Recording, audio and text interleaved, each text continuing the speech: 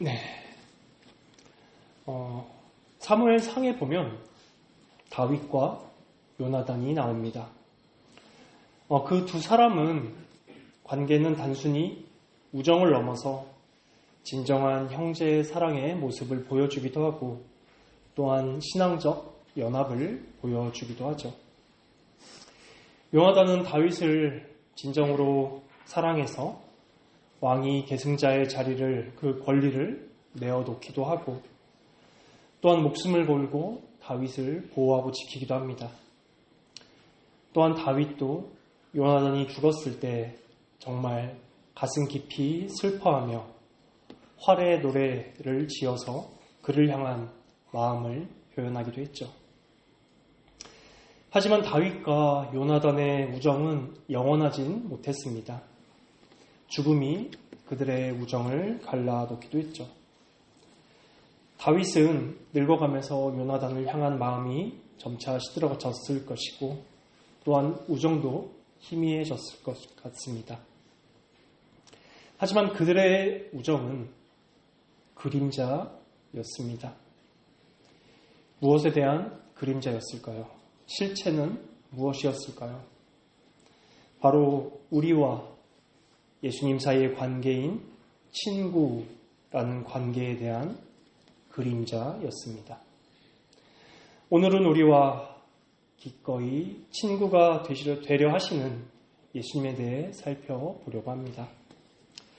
예수님께서 이 땅 가운데 계실 때 사람들이 가장 천하다고 여기고 무시하고 멸시했던 사람들은 바로 세리, 창녀, 죄인이었습니다. 그런데 예수님께서는 그들과 함께 먹고 마시고 이야기하며 지내셨죠. 그러한 예수님을 사람들은 비판하였고 비난하였습니다.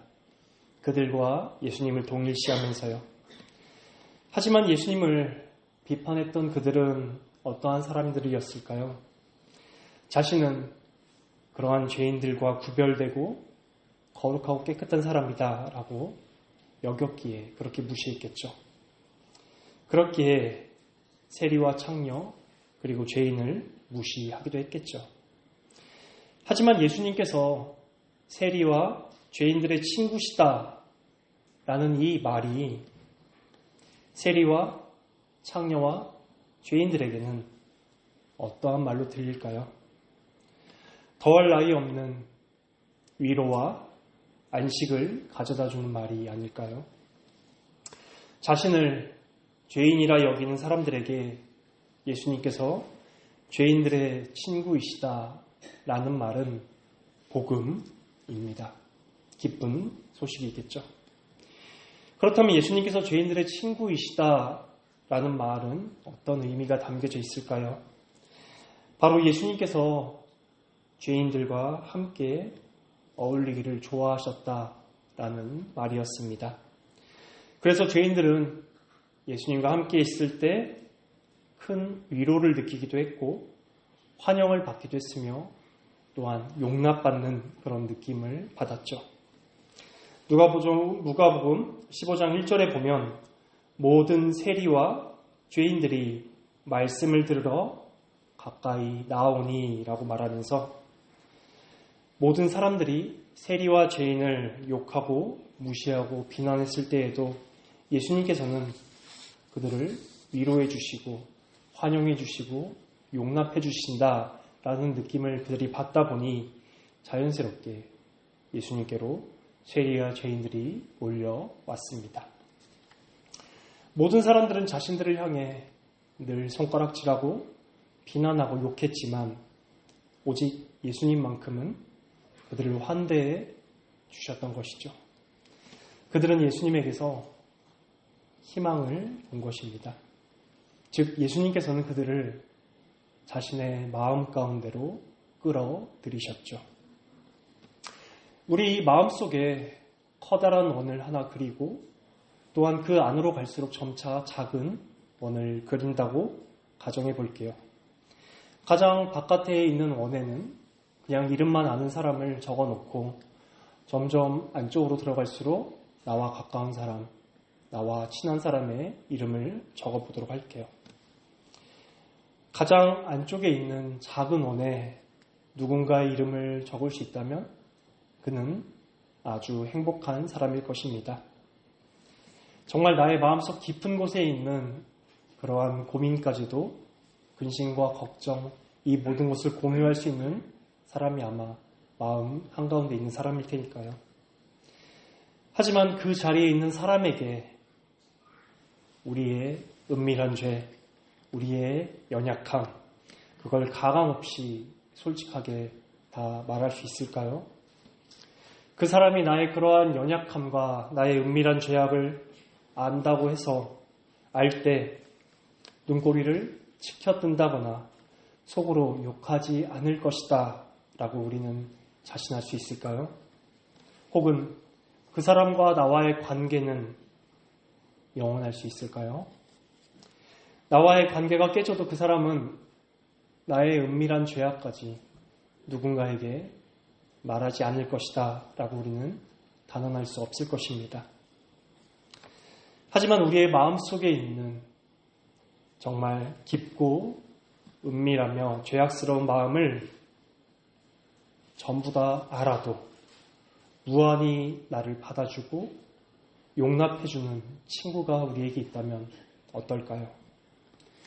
나의 은밀하고 깊숙이 있는 죄악을 전부 다 알고 있음에도 불구하고 나와 늘 함께하고 나를와 함께 늘 기꺼이 있기를 바라는 그러한 친구가 있다면 어떨까요?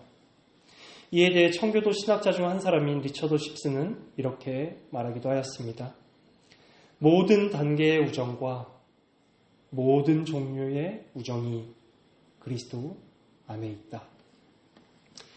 오직 예수님만이 우리의 이런 깊고 은밀한 죄악까지를 다 아심에도 불구하고 우리의 가장 친한 친구가 되어주십니다. 왜냐하면 그분께서는 그 죄인의 친구가 되기 위해 이 땅 가운데 오신 분이기 때문이죠. 계시록 3장에 보면 우리의 상태를 말해주는 구절이 있습니다. 3장 17절입니다. 내 곤고한 것과 가련한 것과 가난한 것과 눈먼 것과 벌거벗은 것을 알지 못하는도다. 곤고하고 가련하고 가난하고 눈 멀고 벌거벗은 그리스도인이 있습니다. 하지만 그러한 그리스도인에게 예수님께서는 이렇게 말씀하십니다. 20절입니다. 볼지어다 내가 문 밖에 서서 두드리노니 누구든지 내 음성을 듣고 문을 열면 내가 그에게로 들어가 그와 더불어 먹고 그는 나와 더불어 먹으리라. 예수님께서는 곤고하고 가련하고 가난하고 눈멀고 벌거벗은 우리에게 가까이 오셔서 함께 먹고 함께 마시고 함께 지내기를 원하세요. 그분은 정말로 우리와 함께 어울리셔서 우리를 서로를 더 깊이 알아가길 바라고 원하십니다. 그분과 함께 있다는 것만으로도 우리는 정말 마음속 깊이 푸근함을 느끼고 정을 느낄 것이죠. 우리의 마음속 깊은 그 모든 것을 다 알고 계셔도 우리와 함께하기를 원하시는 예수님이십니다. 물론 예수님께서는 하나님이십니다. 계시록 1장에 보면 오른손에 7별이 있고 좌입에는 좌우에 날선검이 나오고 얼굴은 해와 같이 빛나고 사망과 음부의 열쇠를 가졌고 그의 눈은 불꽃 같으신 위엄과 권세와 영광이 충만하시고 넘쳐 흐르시는 하나님이십니다. 하지만 그 위대하신 하나님께서 우리와 함께 하시고 우리와 관계 맺기를 바라시고 원하신다는 그분의 인성을 우리는 무시할 수 없는 복음이죠. 이 위대한 복음 앞에 우리는 믿음으로 반응해서 감사한 가운데 마음의 평안을 누리면 되는 것입니다. 하지만 우리는 우리의 마음속 깊은 곳에 간직한 우리 본연의 모습만 예수님께 보여드리고 예수님의 깊은 마음에 대해서는 우리가 알지 못할까요? 그렇지 않습니다. 요한복음 15장 15절입니다. 이제부터는 너희를 종이라 하지 아니하리니 종은 주인이 하는 것을 알지 못함이라. 너희를 친구라 하였노니 내가 내 아버지께 들은 것을 다 너희에게 알게 하였음이니라. 예수님께서는 하나님께로부터 들으신 모든 것을 제자들에게 다 알려주셨습니다. 자신의 깊은 속을 제자들에게 보이셨죠. 아무것도 감추지 않고 자신을 완전히 열어서 깊은 마음을 보여주셨습니다. 제자들에게 자신을 보여주신 그 예수님을 우리는 성경을 통해 알고 누리고 경험하면서 2000년이 지난 지금도 우리는 예수님의 제자이면서 동시에 예수님의 친구가 될 수 있는 것이죠. 예수님과 우리는 서로의 깊은 것을 서로 공유한 잘 알고 있는 사이이기 때문에 예수님께서는 우리를 감히 친구라 칭해 주십니다. 이에 대해 미국의 신학자인 조나단 에드워즈는 이렇게 말하기도 하였습니다.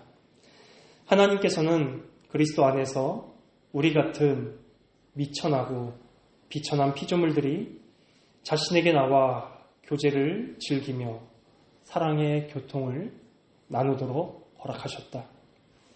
우리는 하나님께 나아가 우리가 그분을 얼마나 사랑하는지 말하고 우리의 마음을 열어 보일 수 있다.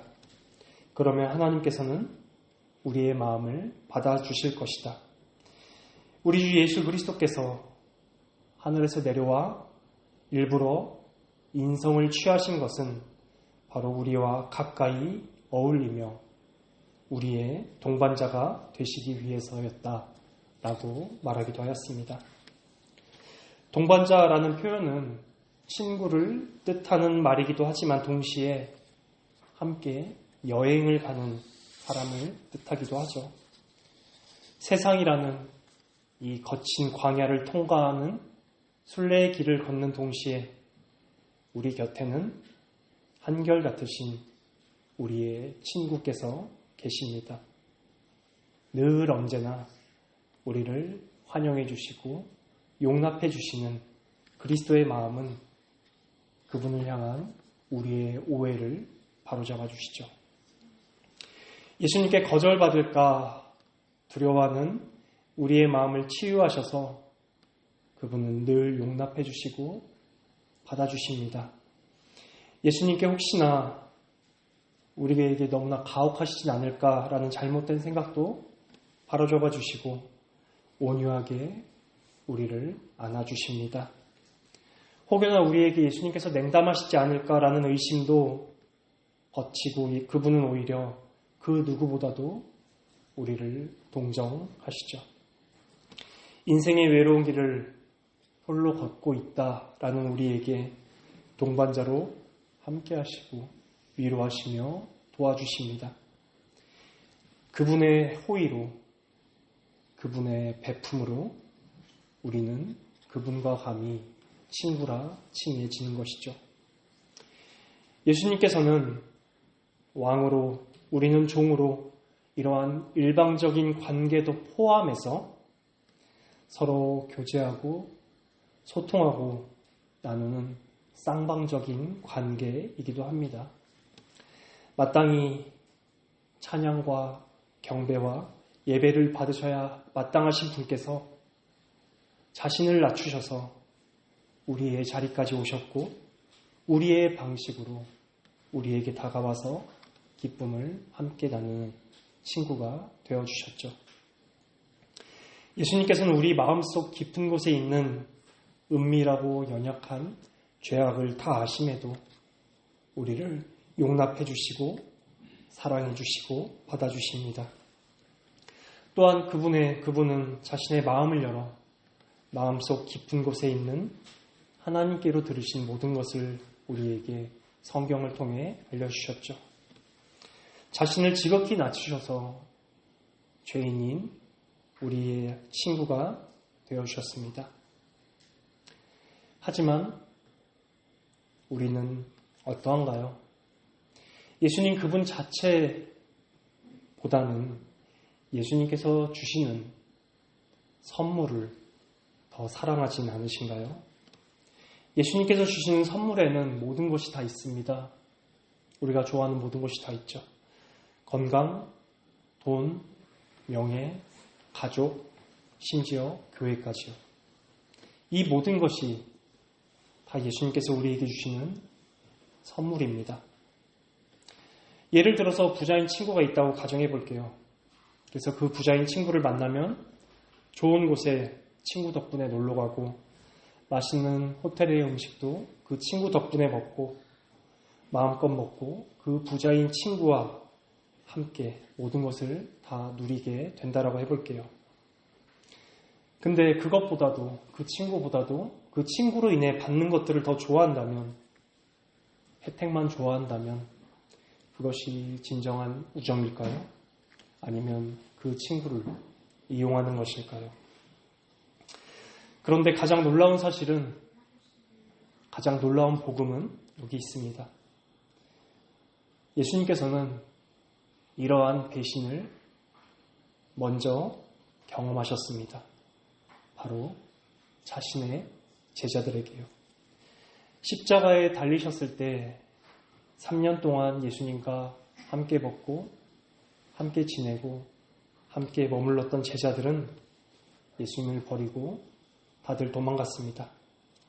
하지만 그러한 배신에도 예수님께서는 승천하셔서 제자들에게 예수님께서 주시는 가장 큰 선물인 성령 하나님을 제자들에게 보내주셨죠.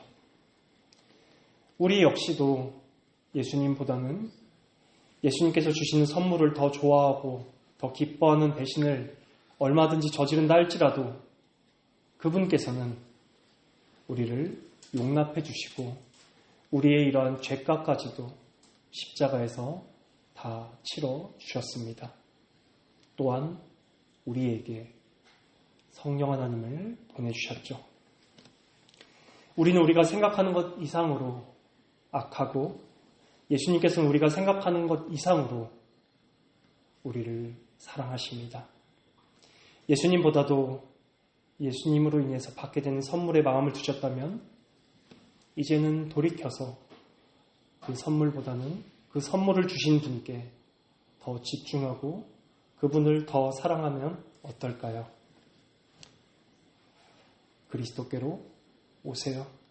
그리스도 안에서 예수님만을 가장 만족하고 기뻐하고 즐거워하는 우리 시민교회가 되기를 간절히 소망합니다.